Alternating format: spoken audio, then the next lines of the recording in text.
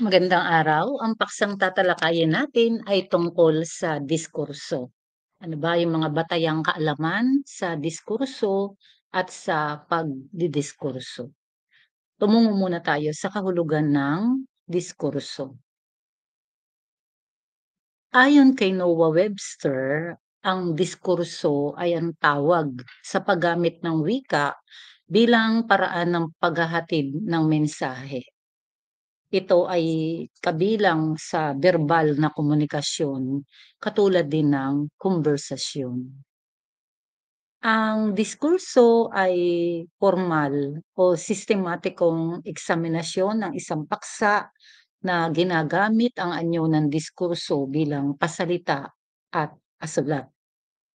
Inihahalin tulad din ng komunikasyon ang salitang diskurso. Ang mga halimbawa ng diskurso ay ang mga disertasyon tulad ng mga sanaysay, panayam, artikulo, pagtatalumpati, pagsasalaysay, at iba pang halimbawa. Sa inyong screen ay makikita nyo ang ilang halimbawa o isang halimbawa ng diskurso. Dito sa inyong screen ay mayroong nag-uusap na dalawang persona.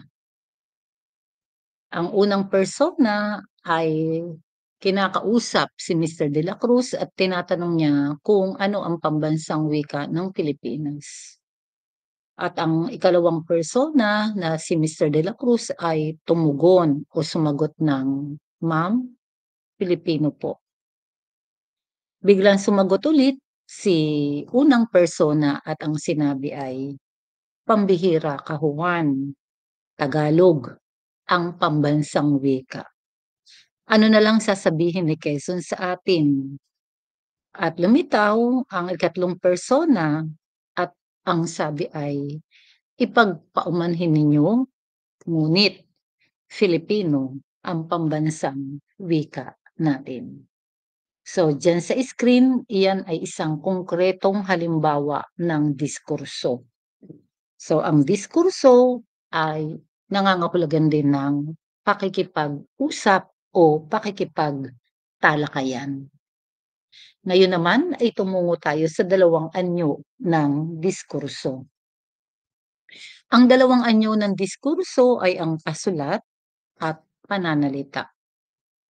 Pasulat ang anyo ng diskurso kung mas nakatuon ang atensyon ng nagsusulat sa kanyang kakayahang pangwika upang matiyak na malinaw niyang maipapahayag sa kanyang isinulat ang kanyang mensahe, dahil maaaring maging iba ang pagkakaunawa ng tatanggap nito.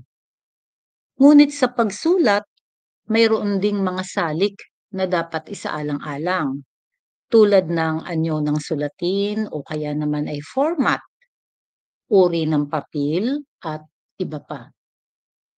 Mahalagang wasto ang gramatika dahil ito ay nakasulat, sa kadahilan ng maaaring ikapahiya o di kaya ay maging ugat ito ng gulo. Pananalita naman ang anyo ng diskurso dahil mahalaga ang kakayahang pangwika sa pakikipag-usap. Ngunit minsan ay naapektuhan ng kahulugan kung hindi natin bibigyan pansin ang kalagayang sosyal habang nagaganap ang diskurso. Kung kaya masasabi rin natin na mahalaga ang kakayahang komunikatibo. Tandaan natin na dapat iangkop ang sasabihin sa panahon, sa lugar, at maging sa taong kausap upang makamit ang layunin. Hanggang diyan na muna ang ating talakay. Ang sabi ni ma'am, ay tutulong ka? Sorry.